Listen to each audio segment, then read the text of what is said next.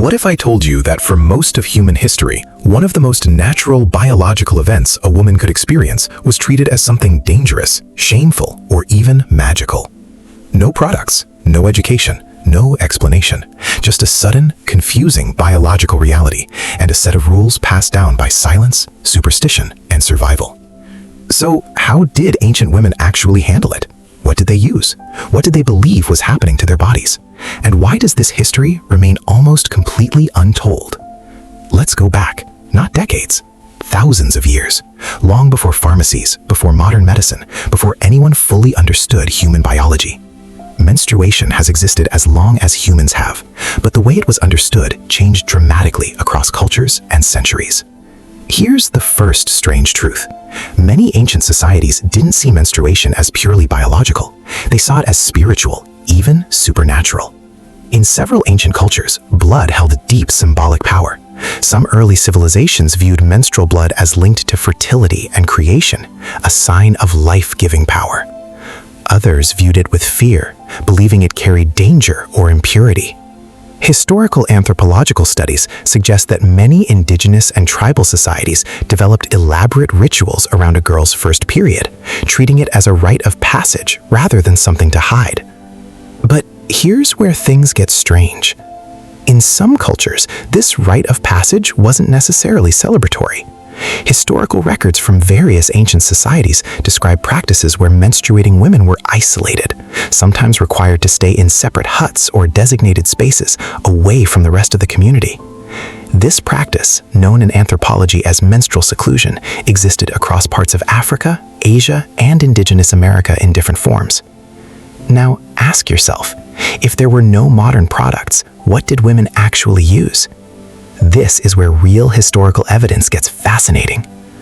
Ancient Egyptian medical texts, including the Ebers papyrus dating back to around 1550 BCE, contain some of the earliest known references to menstrual health and softened materials used for absorption. Historians believe ancient Egyptian women used rolled papyrus or soft materials as early absorbent tools, remarkably advanced thinking for the time. In ancient Greece, historical texts suggest women used lint wrapped around small pieces of wood, an early improvised form of what we might compare to modern tampons. Meanwhile, across many parts of the ancient and medieval world, women commonly relied on cloth, wool, or moss, materials that could be washed, dried, and reused. That's when everything changed. Because managing a period wasn't just physical, it was deeply tied to survival and status. In many ancient farming societies, understanding menstrual cycles became connected to fertility, agriculture, and even early calendar systems. Some historians and archaeologists have proposed a compelling theory that early tally marks and lunar calendar tracking, some of the oldest known mathematical records in human history, may have originally been used by women tracking their menstrual cycles alongside the moon's phases. Think about that for a second.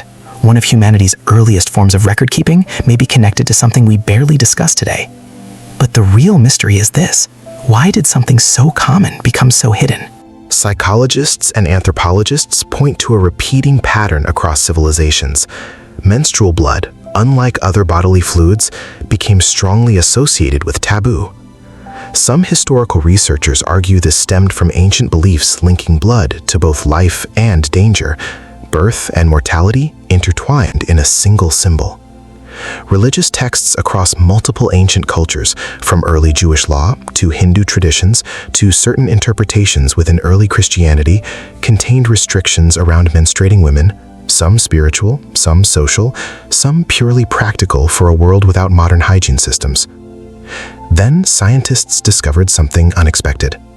Modern researchers studying ancient hygiene practices found that many of these restrictions weren't purely superstitious. Some had practical survival logic behind them. In eras without clean water access or antiseptic knowledge, isolation during menstruation may have unintentionally reduced infection risk in some communities. What began as a spiritual rule may have accidentally functioned as an early public health measure. But not every tradition centered around shame. In some Native American cultures, historical accounts describe menstruation ceremonies as deeply respected milestones, moments symbolizing a girl's transition into womanhood, celebrated rather than hidden. Similarly, some ancient goddess-worshipping societies associated menstrual cycles with cosmic and lunar power, treating the body's rhythm as sacred rather than shameful. So, which is it? Was menstruation feared, celebrated, hidden, or worshipped? The uncomfortable answer is all of the above, depending on where, when, and who you were. And this reveals something deeper about human psychology. Our ancestors didn't just react to biology, they built entire belief systems around trying to explain what they didn't understand. Fear often filled the gaps where science hadn't yet arrived. Even into the 19th and early 20th centuries, misinformation persisted. Some Western medical texts falsely claimed menstruating women could spoil food or wilt plants by touch, ideas modern science has completely debunked, yet ideas that shaped real social behavior for generations. So the next time you think about how normalized modern menstrual products and education have become, consider this. For most of human history, women navigated one of the most fundamental biological processes with almost no formal guidance, using instinct, community knowledge, and whatever material their environment provided.